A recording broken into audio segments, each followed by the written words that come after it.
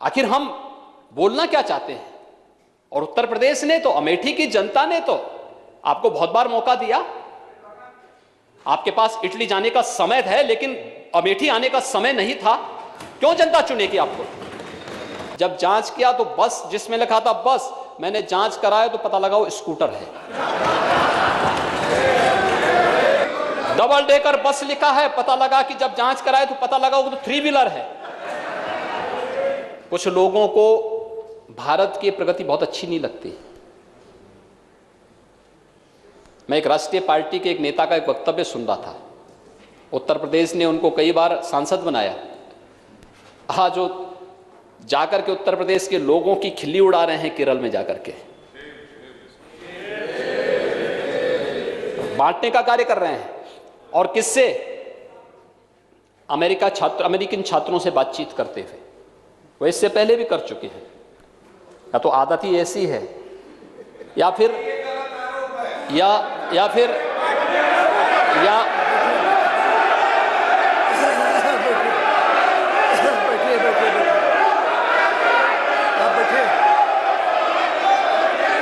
आप बैठिए, आप बैठिए,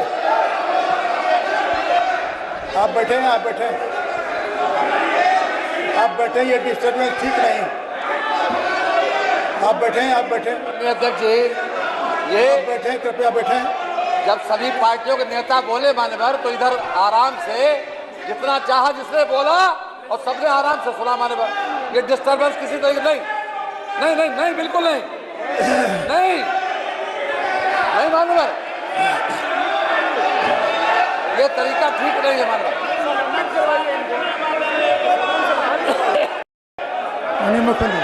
अध्यक्ष जी, आप बैठे। मैंने किसी का नाम तो नहीं लिया,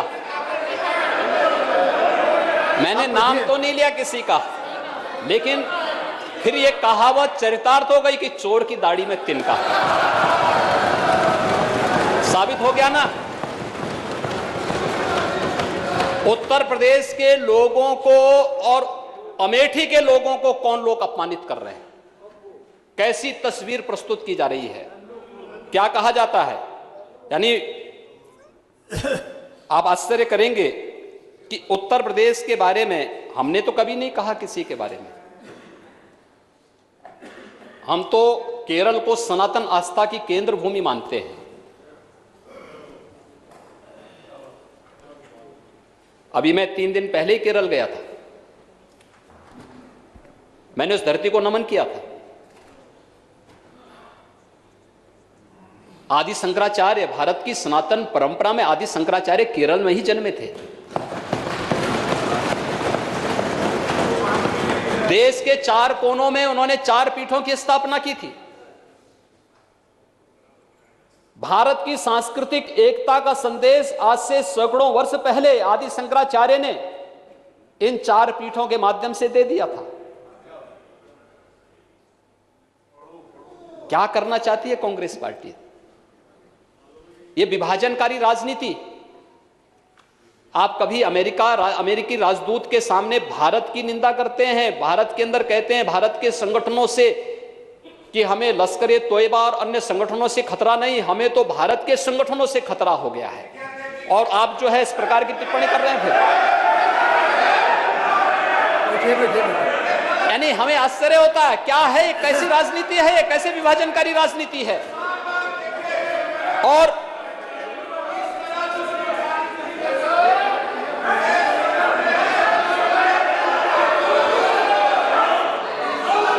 ये कैसा राजनीतिक संस्कार है महोदय, ये कैसा राजनीतिक संस्कार है कि आप उत्तर प्रदेश में जब आएंगे तब मंदिर भी याद आने लगता है।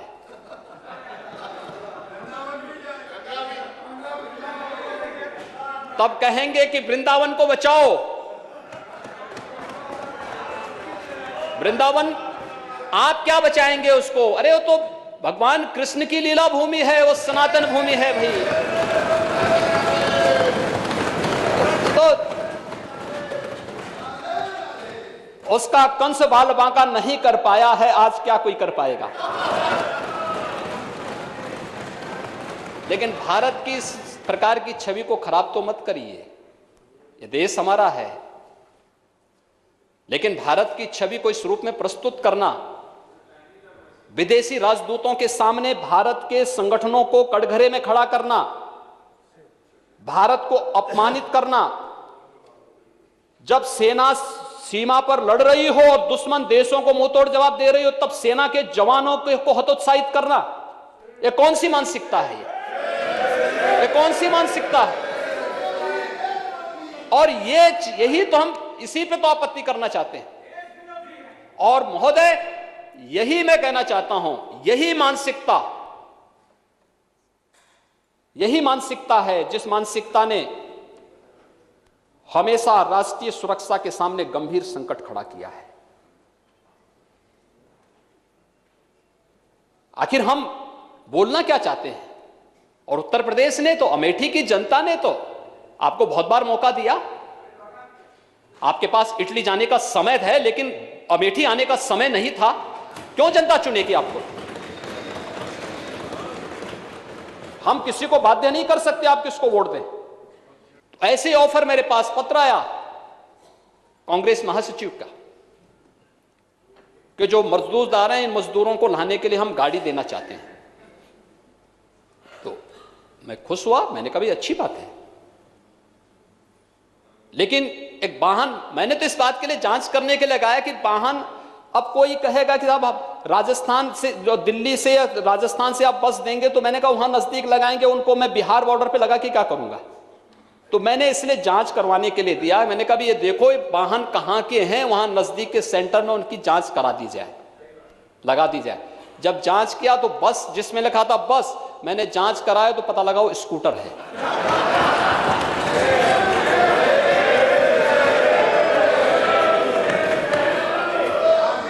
डबल डेकर बस लिखा है, पता लगा कि जब जांच कराए तो पता लगा वो तो 3 व्हीलर है। और जब फिर इसकी और जांच कराई गई तो पता लगा कि इसमें से तो आधे वाहन ऐसे हैं जो स्क्रैप में जा चुके हैं, कंडेम है। ये मजाक नहीं है उत्तर प्रदेश के लोगों के साथ तो क्या है?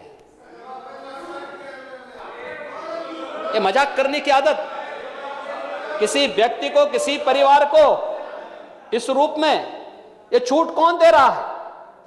और क्या राजनीति में महामारी के समय जब कोविड प्रबंधन हो रहा हो तब भी हम गंभीरता नहीं बरत सकते?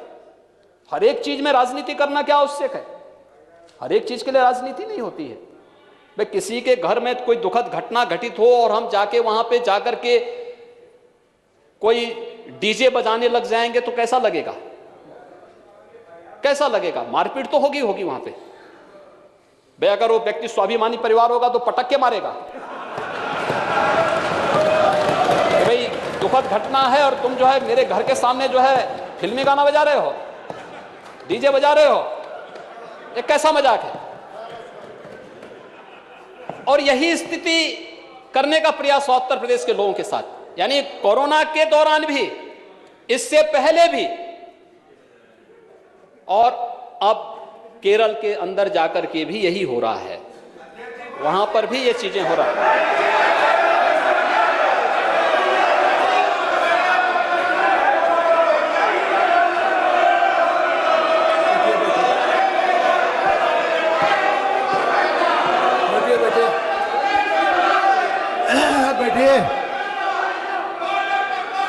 बैठिए बैठिए बैठिए महोदय, बैठिए। मैं जानना चाहता हूं, कार्रवाई का भाग नहीं। अगर सचमुच कांग्रेस सरकार हमें बस देना चाहती थी राजस्थान की, तो कोटा में फंसे हुए 12,000 बच्चों के लिए उन्होंने बस क्यों नहीं उपलब्ध कराई? क्यों नहीं उपलब्ध कराई? उस समय असमर्थता क्यों व्यक्त कर दी गई? आप बैठे। और ये तो प्रमाणिक तथ्य हैं कि जो बस के नंबर दिए गए थे वो स्कूटर के नंबर थे, 3 व्हीलर के नंबर थे। और महोदय, इस प्रकार का भद्दा मजाक आपकी कोई कभी भी नहीं होना चाहिए। और ये महामारी के खिलाफ में रोड़े अटकाने जैसा था। और इसलिए मैं सदन के संज्ञान में इस बात को लाना चाहता हूं कि इन लोगों की जो प्रवृत्ति थी उसको देश ने भी देखा है, दुनिया ने भी देखा है। सच को वायरल करने की मुहिम का हिस्सा बने। बड़ी और ताज़ा खबरों के लिए हमारे चैनल को सब्सक्राइब कर बेल आइकन जरूर क्लिक करें। अपने विचार कमेंट बॉक्स में दें। अगर आपको खबर पसंद आती है तो अधिक से अधिक शेयर करें।